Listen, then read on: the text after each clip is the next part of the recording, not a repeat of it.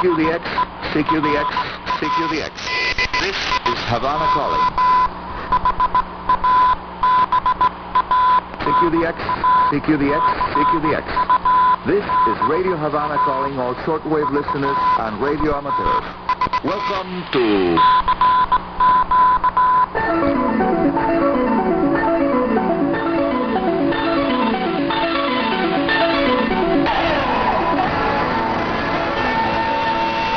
DXers Unlimited, Radio Havana's weekly feature dedicated to the fascinating world of radio communications. Hola, amigos radio aficionados. Hi, my radio hobby friends all over the world. Yes, it's time right now to enjoy about 10 or 11 minutes of all radio hobby information coming to you from sunny, beautiful La Havana, Cuba. I'm your host, Arnaldo Arnie Coro, Radio Amateur CO2KK, and here is number one news for today's show. Very good news about the present and future of amateur radio here in my country, Cuba. Results of the most recent amateur radio license test follow now. Listen to this. Joel Carrazana Valdez, Charlie Oscar 6 Juliet Charlie, the webmaster of the Federation of Radio Aficionados de Cuba, had posted the results of the amateur radio exam for the first semester of 2018. 323 candidates took the exam, ham radio exam test for one of the three categories of amateur radio on the first half of 2018, and 310 of them obtained a license. This is an increase in candidates over last year's results. The overall pass rate was impressive, 95.97%. I have no doubt that the very high marks are due to the presence of the Amateur Radio Academy program implemented at the Cuban radio clubs all over the country for the past several years. For your information now, there are three license categories here in Cuba. The CO Charlie Oscar first category operates on all bands with up to 2,000 watts output on the antenna. CM Charlie Mike, that's the second category with less privileges and 100 watts output power.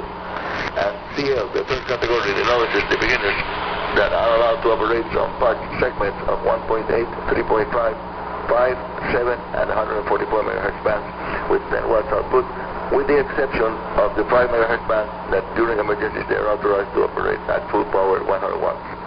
The number of exam passes for the three license categories were 36 obtained the category first category, 53 jumped from CL to CN, and 221 beginners are now radio amateurs. The pass rates for the three levels of exams were 92.3 category 1, 94.6 category 2, and 96.9 category 3. In all cases, the examinations were carried out with the formalities required by this act and characterized by the solemnity and respect that has always been present during this academic result. So we will soon hear more Cuban stations on the high frequency band, because those third-class licensees that upgraded will start operating especially on the 40-meter band with their brand new Charlie Mike call signs. Look for them.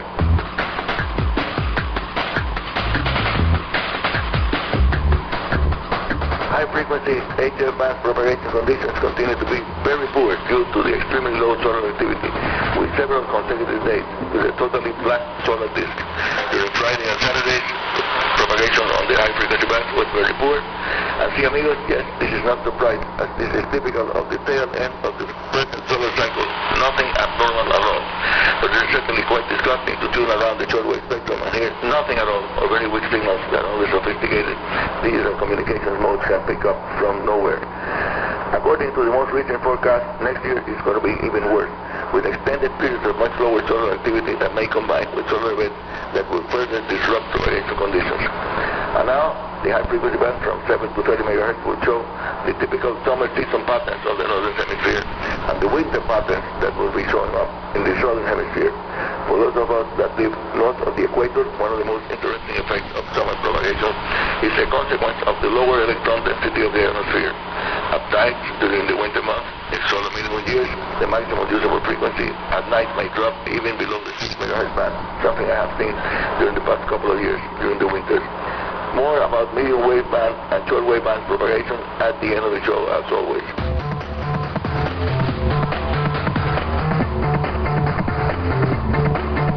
Now, our next item, producing very valuable results, is a very original application that runs on practically any computer that makes possible to see the results of the so-called reverse beacon network, an amazing achievement accomplished by volunteer radio amateur operators from many countries around the world. won't attempt to describe here how the receiving stations that are known as skimmers operate automatically to pick up amateur CW Morse radio telegraphy and RTTY signals that are called in CQ, and then also by means of an automated computer subroutine measure the CW transmission speed and the signal to noise ratio and make it available. If it sounds to you as science fiction, it is certainly not.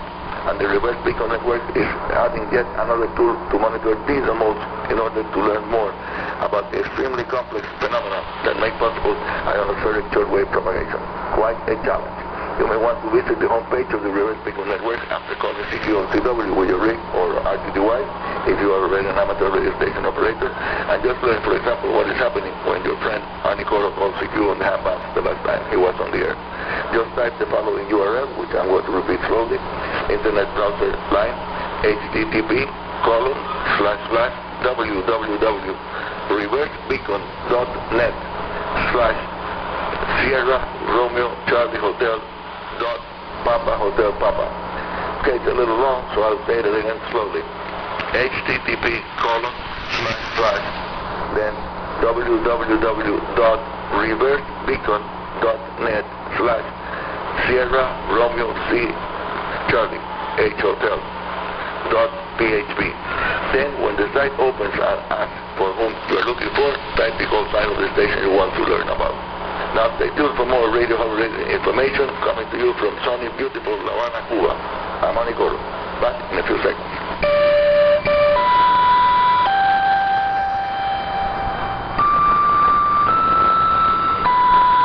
Sure, this is Radio Havana Cuba you're listening to right now, coming to you via shortwave and also from the streaming audio at www.radiohc.cu. I'm Ani Coro, and here's now the next item of this, the weekend edition of DXers Unlimited. Here's now Ask Arnie, la número uno, definitely the most popular section of my program, answering today a question sent by listeners from the United States of America, Mexico, Canada, Argentina, Barbados, Nigeria, South Africa, and the Netherlands. Also another one from Germany. They all wanted to know, if possible, when solar activity will again reach levels of solar flux past the 100 units mark.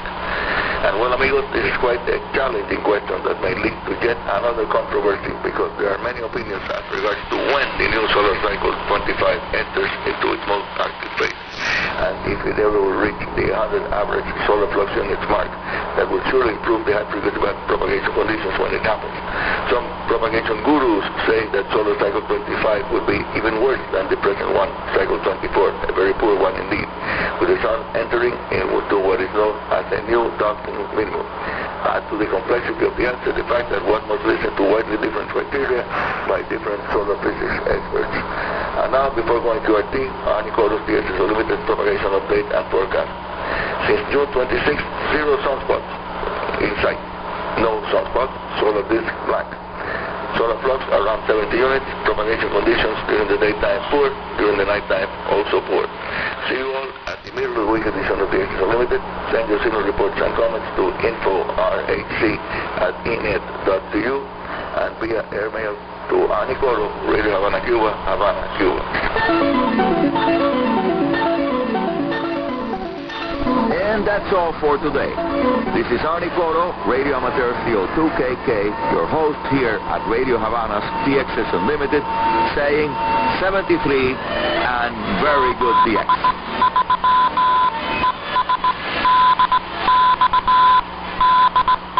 Thanks, Ani. Ani Coro with DXers Unlimited, heard every week here on Radio Havana Cuba. Actually, twice a week. We have this weekend edition and the midweek edition right here on Radio Havana Cuba.